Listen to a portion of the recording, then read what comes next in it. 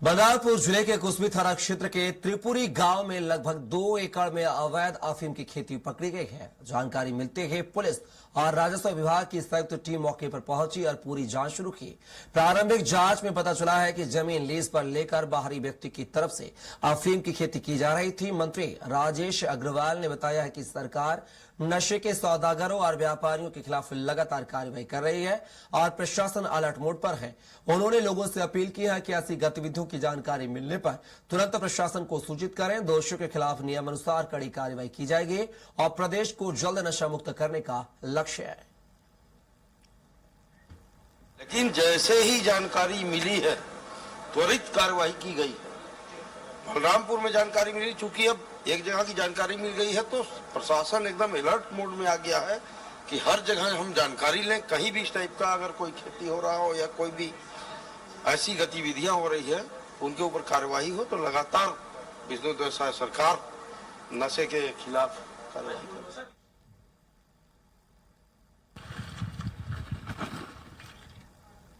इसी खबर पर ज्यादा जानकारी के साथ सहयोगी सुनील पासवान फोन लाइन पर जुड़ गए हैं।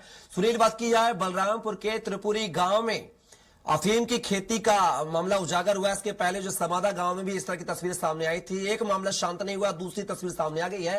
क्या कहें, पूरे छत्तीसगढ़ में जो है ये अफीम की खेती धड़ल्ले से फल फूल रही है।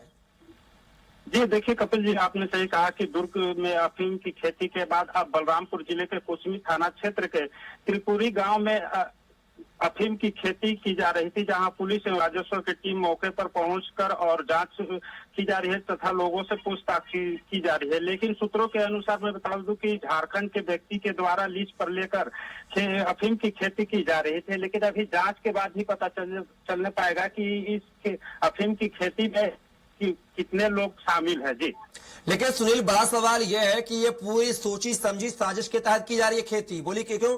क्योंकि पहले तो जमीन लीज पर ली जाती है ताकि उसमें किसी व्यक्ति विशेष का नाम ना हो, और लीज पर लेकर उसमें धड़ल्ले से अफीम की खेती की जा रही है। 2 मामले समादा का सामने आया, अब त्रिपुरी का भी सामने आया। अगर सही तरीके से जांच की जाती है तो मुझे लगता है कि ऐसा कोई छत्तीसगढ़ का जिला नहीं होगा जिस जिले में अफीम की खेती धड़ल्ले से ना होती हो।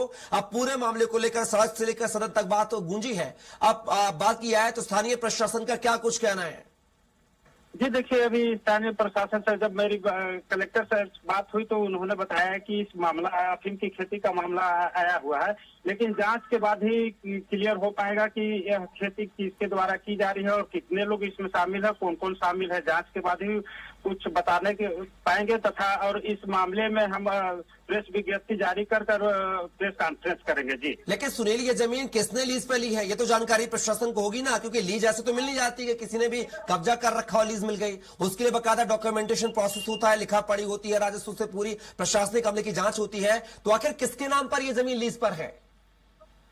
जी देखिए, अभी पुलिस के द्वारा किसी प्रकार की जानकारी नहीं दी जा रही है। पुलिस केवल ये बोल रही है कि जांच के बाद ही पूरा चीज सामने आएगा, इसके बाद ही जानकारी निकलकर सामने आएगी। जी चलिए सुनील, पूरे खबर पर जो है नजर बनाए रखिएगा। आगे आपसे और भी अपडेट लेंगे। फिलहाल के लिए बहुत बहुत शुक्रिया तमाम जानकारी को साझा करने के लिए।